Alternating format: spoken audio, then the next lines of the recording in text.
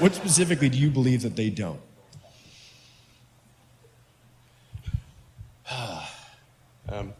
Well, the biggest issue I see with so-called AI experts is that they think they know more than they do.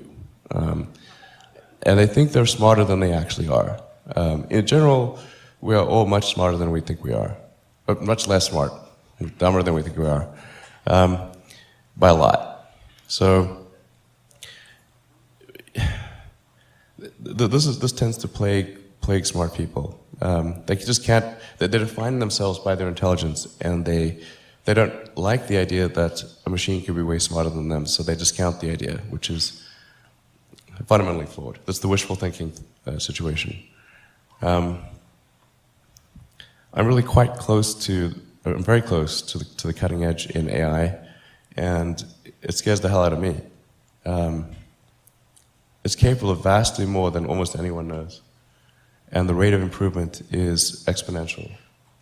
You can see this in things like AlphaGo, which went from, in the span of maybe 6 to 9 months, it went from being unable to beat even a reasonably good Go player to then beating the European world champion, who was ranked 600, then beating Lisa Doll 4-5, who had been world champion for many years, then beating the current world champion, then beating everyone while playing simultaneously. Then there was AlphaZero, which crushed AlphaGo 100-0. And AlphaZero just learned by playing itself, and it can play basically any game that you put the rules in for. Whatever rules you give it, it literally read the rules, play the game, and be superhuman for any game. Nobody expected that rate of improvement. If you ask those same experts who think AI is not progressing at the rate that I'm saying, I think you will find that their predictions for things like Go and other AI advancements have their batting average is quite weak. It's not good. We'll see this also with self-driving.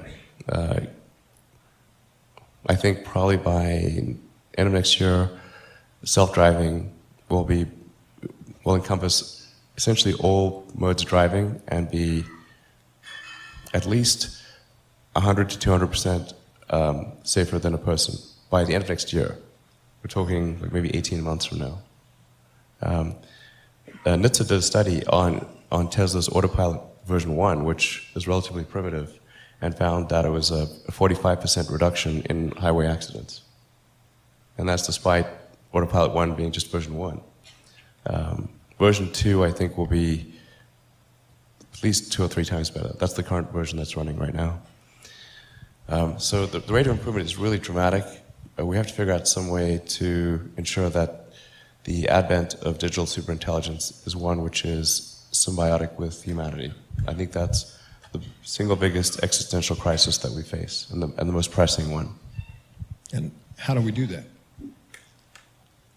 I mean, if we take it that it's inevitable at this point, that some version of AI is coming down the line, how do we steer through that? Well, I'm not normally an advocate of regulation and oversight. I mean, I think one should generally err on the side of minimizing those things. But this is a case where you have a very serious danger to the public. And therefore, there needs to be a public body that has insight and then oversight to confirm that everyone is developing AI safely. This is extremely important. I think the danger of AI is much greater than the danger of nuclear warheads, by a lot. And nobody would suggest that we allow anyone to just build nuclear warheads if they want. That would be insane. And mark my words, AI is far more dangerous than nukes. Far. So why do we have no regulatory oversight? This is insane. Well, it's a question you've been asking for a long time. I think it's a question that's come to the forefront over the last year, where you begin to realize that it doesn't necessarily, I think we've all been focused in on the idea of artificial superintelligence, right? Which is clearly a danger, but maybe a little further out. What's happened over the last year is you've seen what I've been calling artificial stupidity. You're talking about, algorithmic manipulation of social media. Like we're in it now. It's starting to happen.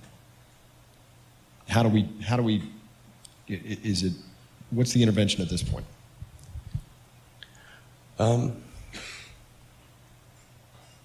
I'm not really all that worried about the short-term stuff. Things that are, like narrow AI is not a species-level risk. It will result in dislocation, in lost jobs, and that sort of better weaponry and that kind of thing. But it is not a fundamental species-level risk, whereas digital superintelligence is. So it's really all about laying the groundwork to make sure that if humanity collectively decides that creating digital superintelligence is the right move, then we should do so very, very carefully. Very, very carefully. This is the most important thing that we could possibly do.